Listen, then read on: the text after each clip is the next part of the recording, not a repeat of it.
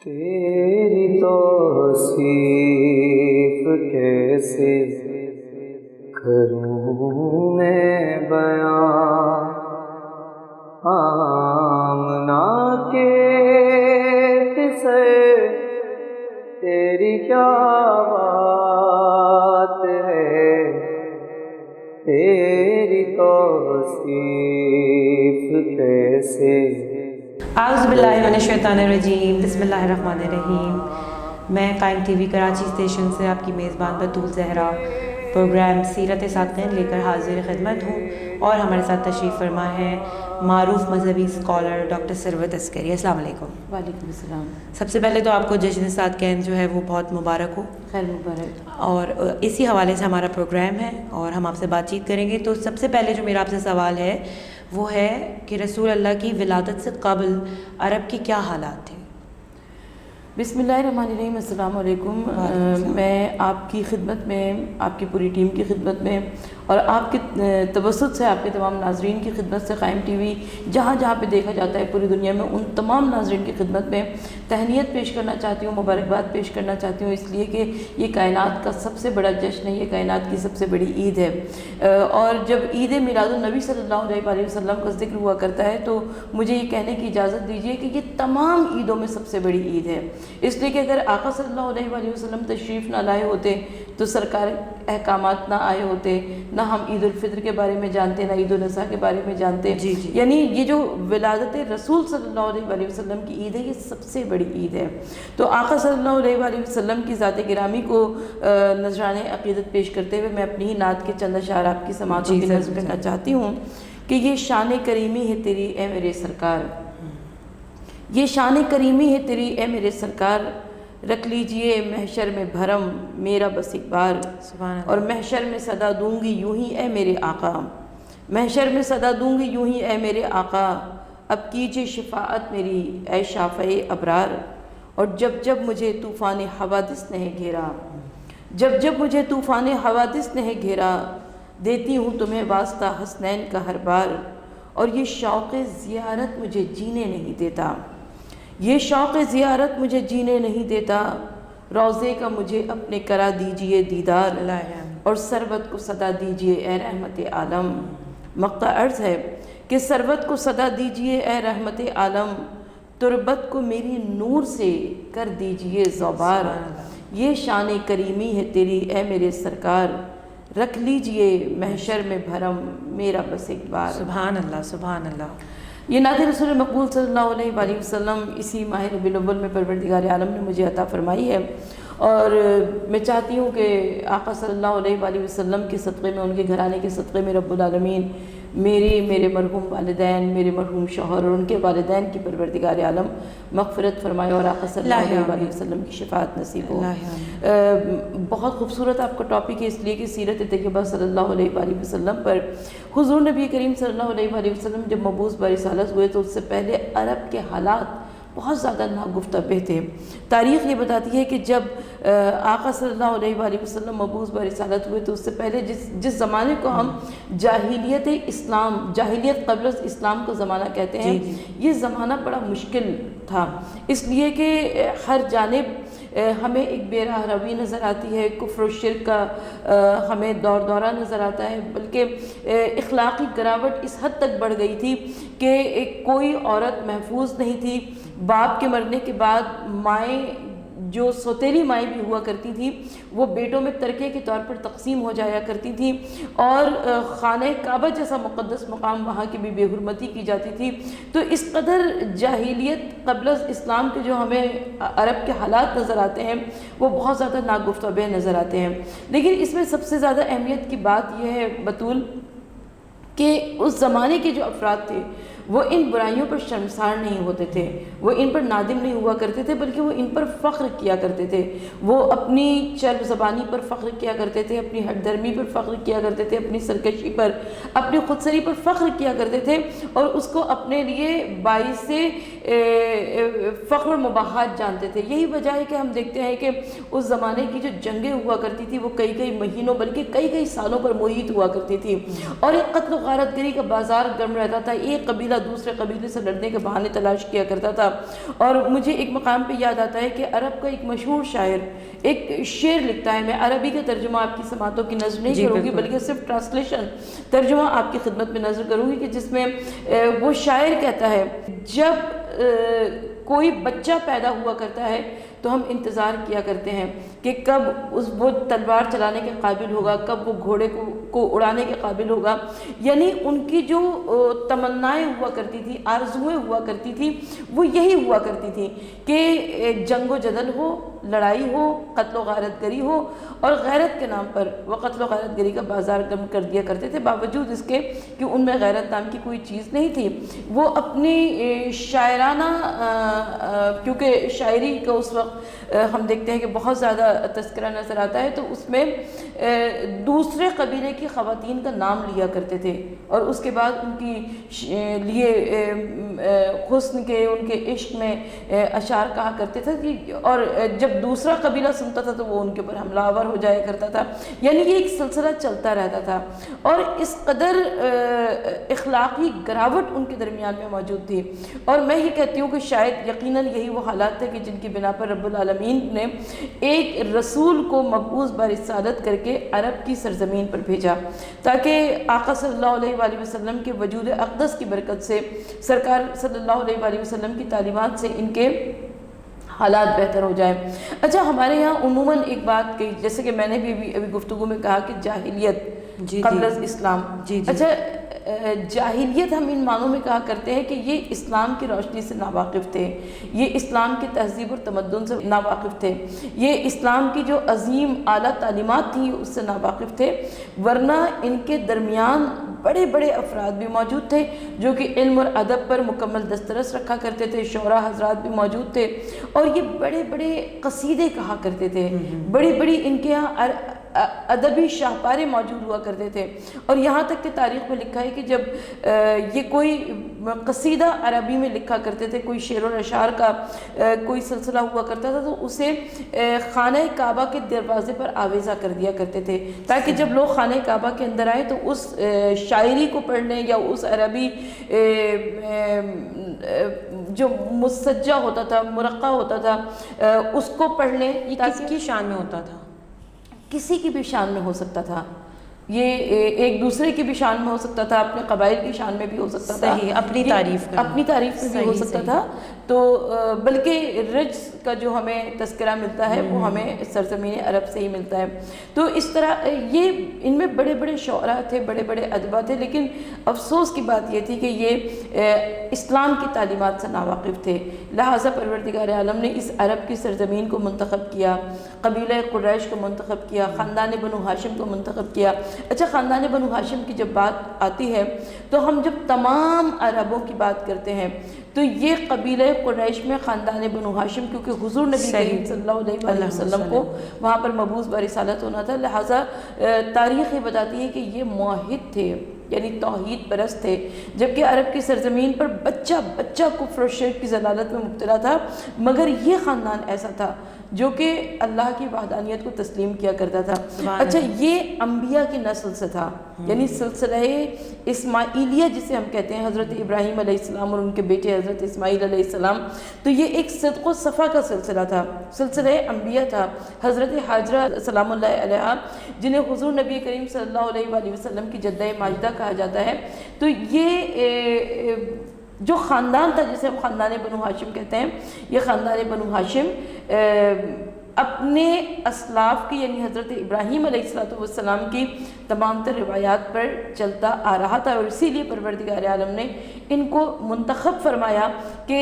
کائنات کا آخری رسول, خاتم النبیین و مرسلین, آقائے دو جہاں, والی کون و مکان, تاجدار انبیاء و مرسلین, ختم انبیاء و مرسلین, سید و سردار انبیاء و مرسلین, احمد مجتبیٰ محمد مصطفیٰ صلی اللہ علیہ وآلہ وسلم کی ولادت و سعادت خاندان بنو ہاشم میں ہو. اسی کے ساتھ میں ایک چھوٹا سا بریک لے کے آپ کے سامنے پھر حاضر ہوتی ہوں. ملتے ہیں بریک کے بعد.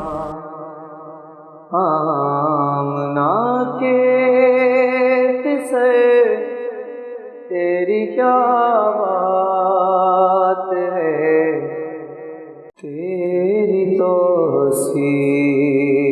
کیسے کروں میں بیان. سیرت ساتقین پروگرام لے کر میں بطول زہرا قائم ٹی وی کراچی اسٹیشن سے دوبارہ حاضر خدمت ہوں. ہمارے ساتھ تشریف فرما ہے ڈاکٹر ثروت عسکری. پروگرام کو مزید آگے بڑھاتے ہوئے میں ان سے سوال کروں گی کیونکہ دور جہالت کا آپ نے ہمیں بتایا ہے, تو اس سے سلسلے میں میرا سوال یہ ہے آپ سے کہ میں نے سنا ہے کہ لڑکیوں کو زندہ دفنا دیا جاتا تھا. بالکل. تو اس کے اوپر آپ پلیز روشنی ڈالیں. دیکھیے, جو کہ تواریخ میں بہت ساری باتیں مستند ہیں, متفق علیہ ہیں, ان میں سے ایک یہ بھی ہے کہ حضور نبی کریم صلی اللہ علیہ وسلم کی ولادت سے قبل یا اعلان رسالت سے قبل, اسلام آنے سے قبل عرب کی سرزمین پر بیٹیوں کو پیدا ہوتے ہی زندہ دفن کر دیا جاتا تھا. اچھا, اس کو بہت سارے لوگ شاعرانہ تعلی سمجھ لیتے ہیں, سنی سنائی بات سمجھ لیتے ہیں, لیکن قرآن مجید کی گواہی ہے. اچھا. سورہ نحل میں پروردگار عالم ارشاد فرما رہا ہے کہ تم لوگ یاد کرو اس وقت کو کہ جب تمہارے گھر میں کسی بیٹی کی ولادت ہوا کرتی تھی تو تمہارے چہرے رنج و شرم کے مارے سیاہ پڑ جایا کرتے تھے. تو یہ ایسے حالات تھے, عورت کی تحقیر کے ایسے حالات تھے کہ جس کی بنا پر, لیکن یہ دوسروں کے یہاں تھے, خاندان بنو ہاشم میں یہ حالات نہیں تھے. میں پھر عرض کرتی چلوں, خاندان بنو ہاشم میں جو ہمیں عورت کی عزت, عورت کی تکریم ملتی ہے, وہ صرف حضور نبی کریم صلی اللہ علیہ وسلم کے اعلان رسالت کے بعد شہزادی کونین بی بی فاطمہ الزہرا یا امہات المومنین کی تکریم سے ہمیں نہیں ملتا, بلکہ ہمیں اس سے پہلے بھی خاندان بنو ہاشم میں کوئی روایت ایسی نہیں ملتی کہ جس میں کسی بیٹی کو زندہ دفن کیا ہو. اس خاندان میں عورت کی عزت تھی, عورت کا مرتبہ تھا, عورت کا مقام تھا. روایت یہ کہتی ہے کہ ایک مرتبہ حضور نبی کریم صلی اللہ علیہ وسلم کی خدمت میں بہت سارے نئے مسلمان آئے, نئے مسلمان بیٹھے ہوئے تھے. تو اس میں ایک شخص آیا, نیا مسلمان تھا, نیا قبول اسلام کیا تھا,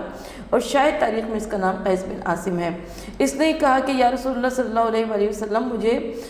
خدا نے 10 بیٹیاں عطا فرمائی تھیں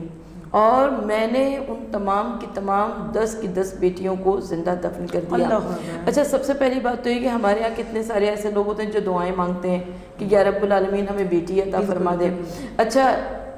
کسی کو 1 بیٹی مل جاتی ہے, کسی کو 2 مل جاتی ہے, کسی کو 3 مل جاتی ہے, مگر یہ بدبخت, یہ لعین ایسا تھا کہ یہ بیٹیوں پر بیٹیاں اللہ تعالیٰ اس کو دیتا رہا اور یہ اسے زندہ دفن کرتا رہا. تو کبھی کبھار ظالموں کی رسی دراز ہوا کرتی ہے. پروردگار عالم کبھی دے کر آزماتا ہے اور کبھی لے کر آزماتا ہے. تو اللہ رب العزت اس کو بیٹیاں دیتا رہا, اور یہ خود کہتا ہے کہ یا رسول اللہ صلی اللہ علیہ وسلم,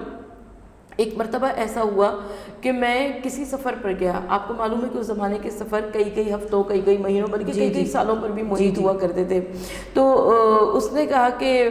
یا رسول اللہ صلی اللہ علیہ وسلم, مجھے نہیں معلوم تھا کہ میری بیوی حمل سے ہے. میں سفر کے اوپر چلا گیا. جب کئی مہینوں کے بعد واپس آیا تو میں نے دیکھا کہ گھر میں ایک چھوٹی سی بچی کھیل رہی ہے. یہ کئی سالوں کے بعد واپس آیا تھا, تو اس نے دیکھا کہ ایک چھوٹی سی بچی کھیل رہی ہے. اب اس نے زوجہ سے پوچھا کہ یہ کس کی بچی ہے. اب وہ جو کہ بدبخت کئی بیٹیوں کو زندہ دفن کر چکا ہو, تو ماں ہوتی ہے, ماں کا دل ہوتا ہے, کیسے ماں بتا دے کہ یہ تمہاری بیٹی ہے. ماں نے کہا کہ یہ پڑوسیوں کی بیٹی ہے, پڑوس سے آئی ہے. اچھا, اب یہ انتظار کرتا رہا کہ کب یہ بچی اپنے گھر جائے گی, یہاں تک کہ رات کا اندھیرا ہو گیا. وہ پڑوسیوں کی بچی ہوتی تو پڑوسیوں کے گھر جاتی. جب وہ اسی گھر میں رہ گئی تو اس کے بعد اس نے قسم دے کر اپنی زوجہ سے پوچھا. اس کی زوجہ نے ڈرتے ڈرتے بتایا, کہا کہ ہاں, یہ تمہارے ہی سفر پر جانے کے بعد پیدا ہوئی ہے اور یہ تمہاری ہی بیٹی ہے.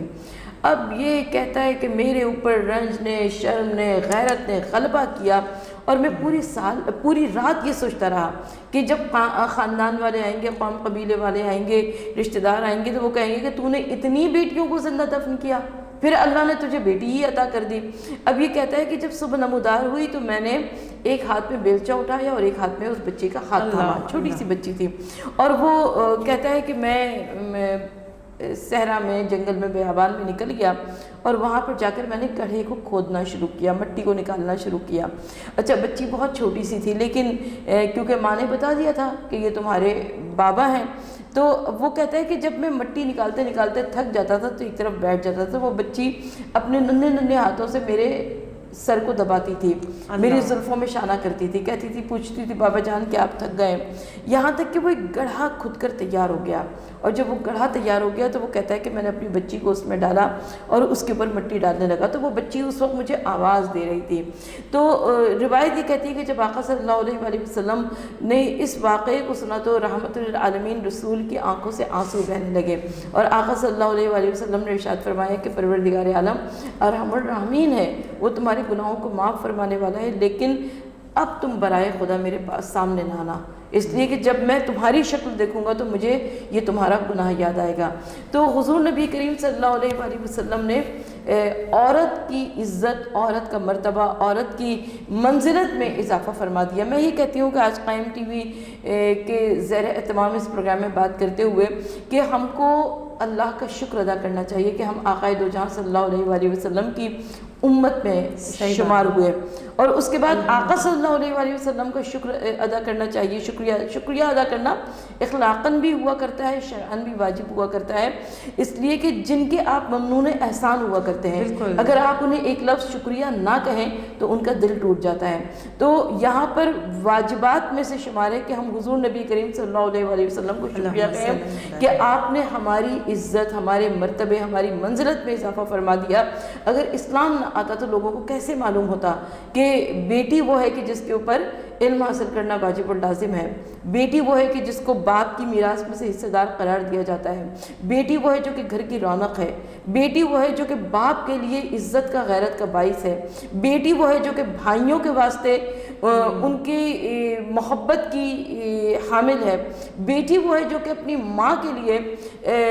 ایک سہیلی بن جاتی ہے، ان کے دل کا حال سنتی ہے۔ تو اللہ تعالیٰ نے جب بیٹی عطا فرمائی، دختر عطا فرمائی، اور ہمارے ہاں عموماً عام طور پر ایک مصرع کہا جاتا ہے کہ وجود زن سے تصویر کائنات میں رنگ، تو یاد رکھیے کہ کوئی عورت سب سے پہلے بیٹی ہوا کرتی ہے، صحیح بات، سب سے پہلے بیٹی ہوا کرتی ہے، بہن ہوا کرتی ہے، اس کے بعد وہ بیوی بنتی ہے، اس کے بعد ماں بنتی ہے، اور اس کے بعد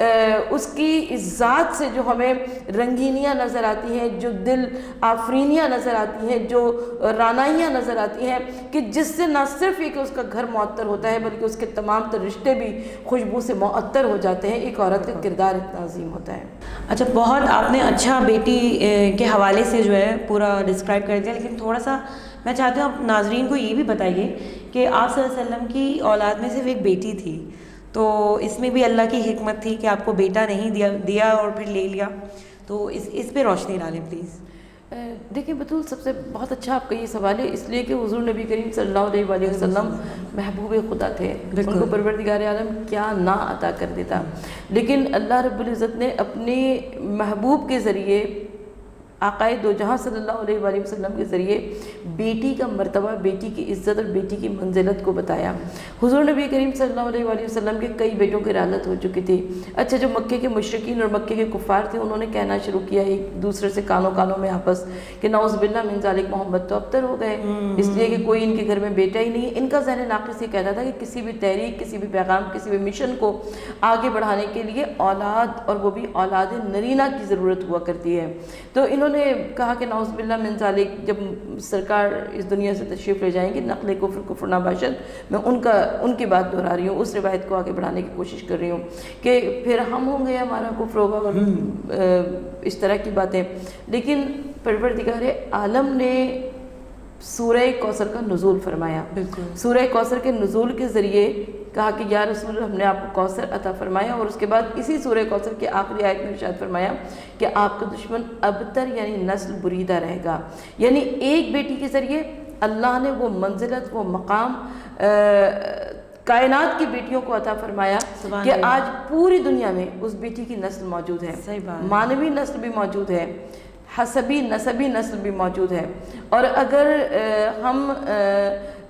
تعداد کے اعتبار سے دیکھیں تو پوری دنیا میں سادات کرام پھیلے ہوئے ہیں، امریکہ سے لے کر افریقہ تک، ایشیا سے لے کر آسٹریلیا تک، کوئی مقام ایسا نہیں ہے کہ جہاں پر جناب سیدہ سلام اللہ علیہ کی اولاد موجود نہ ہو۔ اور اگر ہم کوالٹی کے اعتبار سے دیکھیں تو آج بھی شہزادی کونین کا ایک فرزند یعنی یوسف زہرا موجود ہے،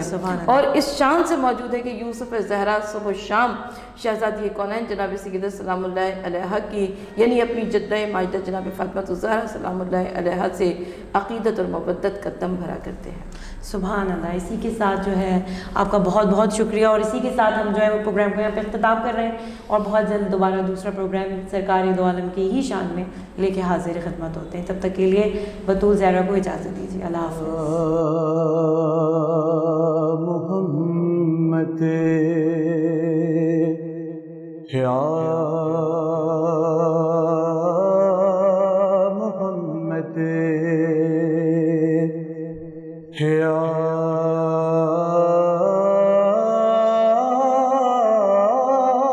محمد